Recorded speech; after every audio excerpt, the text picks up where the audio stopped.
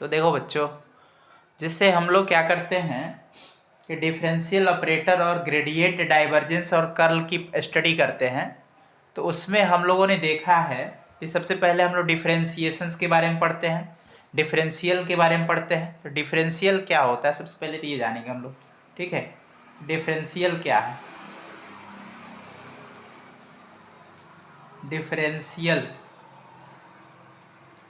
Differential operator क्या है, differential operators क्या है, ग्रेडियंट क्या होता है, ग्रेडियंट क्या होता है, डाइवर्जेंस क्या होता है, ठीक है, एंड कर्ल क्या है, एंड कर्ल, ठीक है, ये जानेंगे हम लोग। तो सबसे पहले बात कर लेते हैं कि पार्शियल डिफरेंशिएशंस क्या होती है, ठीक है। सबसे पहले बात हम लोग कर लेते हैं कि पार्शियल डिफरेंशिएशंस क्या होती है। पार्शियल डिफरेंशिएशंस कहते किसे हैं, समझते कैसे हैं। कहते हैं कि जब हम वेक्टर का स्टडी करते हैं, वेक्टर फंक्शंस का स्टडी करते हैं, तो उसमें 2 पॉइंट मिलता है, एक स्केलर मिलता है और एक वेक्टर मिलता है। One scalar variable but we have often come across vector we have the functions of more than one variable. कह रहे हैं कि जिसमें एक से अधिक वेरिएबल्स को हम लोग लेते हैं, सिलेक्ट करते हैं। तो मान लीजिए लेट पार्शियल डिफरेंशिएशंस के बारे में हम लोग पढ़ रहे हैं। पार्शियल डिफरेंशिएशन,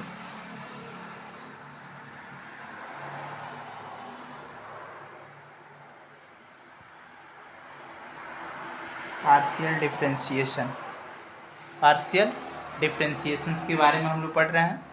तो इसमें क्या होता है कि लेट, मान लीजिए क्या होगा, vector A X comma Y comma Z be a vector, V a vector, क्या है, एक वेक्टर है। X comma Y comma Z एक क्या है, वेक्टर है। तो क्या होगा,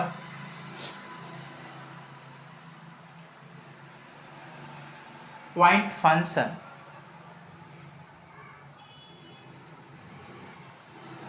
vector point function of 3 independent variable, of 3 independent variable,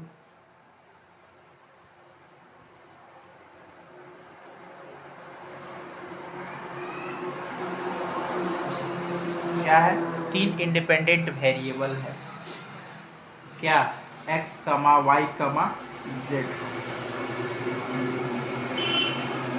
the partial derivative of, the partial derivative of, partial derivative of the partial derivative of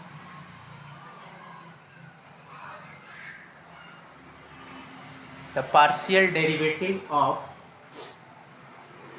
vector a, partial derivative of vector a with respect to x, with respect to x, किसके साथ, x के साथ या x के सापेक्ष। अब क्या होगा, जब पार्शियल डेरिवेटिव कराएंगे हम x के सापेक्ष, तो क्या मिलेगा हमें, ध्यान से देखिए। Treating the other variable y z as constant, तो y z कैसे होगा, कांस्टेंट के फॉर्म में होगा।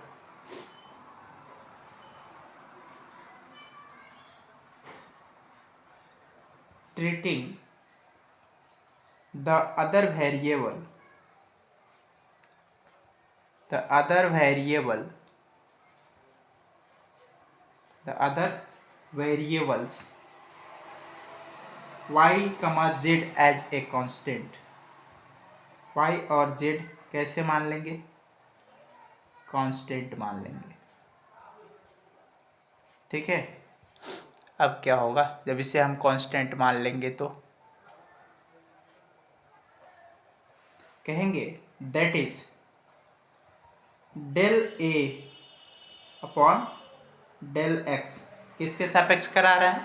Differentiating with respect to X. तो क्या होगा? Limit del X tends to 0 vector A और x का करा रहे हैं और y और z क्या है? कांस्टेंट है। y z हमारा क्या है? कांस्टेंट है, ध्यान रहे। क्या होगा जब ये कांस्टेंट है? तो x प्लस डेल एक्स आएगा, y और z क्या होगा? वैसे कांस्टेंट रहेगा। और उतना ही क्या होगा, जो कि वेक्टर पॉइंट था, इंडिपेंडेंट वेरिएबल था, उसको लिख देंगे, घटा देंगे कि वेक्टर a और इंडिपेंडेंट वेरिएबल x कमा y कमा z, x कमा y कमा z, और जिसके सापेक्ष कर रहे थे उससे डिवाइड कर देंगे डेल एक्स के फॉर्म में। आया समझ में बच्चों? तो इस तरीके से आपको फाइंड करना है। अब चलिए, अब ये तो x के लिए हो गया, किसके लिए फाइंड करेंगे हम? y के लिए। तो y के लिए करेंगे तो क्या होगा? सिमिलरली क्या लिखेंगे? डेल a बटे डेल एक्स था वहाँ पे डेल y हो जाएगा इज इक्वल टू लिमिट हो जाएगा और डेल y टेंस टू 0 हो जाएगा। तो वेक्टर a होगा। अब यहाँ x में चेंज हो रहा था, किस में चेंज हो रहा था? x में चेंज हो रहा था। कब? जब हम x लिए थे तब। क्या लिए हैं? y। किस में चेंज होगा? y में चेंज होगा। किस में चेंज होगा? y में। तो x वैसे ही रहेगा और y में चेंज हो जाएगा, y प्लस डेल y कमा z माइनस का a वेक्टर फॉर्म में, और यहाँ x, यहाँ y और यहाँ z वैसे का वैसा। ठीक है, और यहाँ जिसके सापेक्ष कर रहे थे वो नीचे डिवाइड हो जाएगा। आ रहा है समझ में अब? तो इस तरीके से बनाएंगे। अब लास्ट है टर्म हमारा कि del a upon del z अगर ले लिए हम तो z के टर्म में ले रहे हैं, ये हो जाएगा लिमिट का कितना? Del z tends to 0। तो वेक्टर फॉर्म में a आएगा और यहाँ पे क्या आएगा? x आएगा, यहाँ पे y आएगा और यहाँ पे z प्लस क्या आएगा? डेल z आएगा। a आएगा, यहाँ पे x आएगा कमा y आएगा और z आएगा।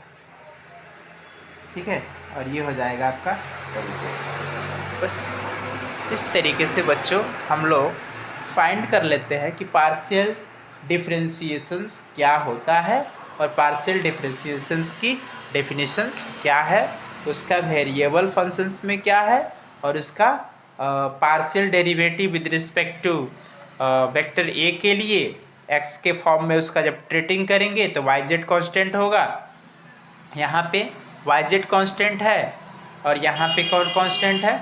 यहाँ पे x और z कांस्टेंट है, यहाँ पे x और y कांस्टेंट है। ओके।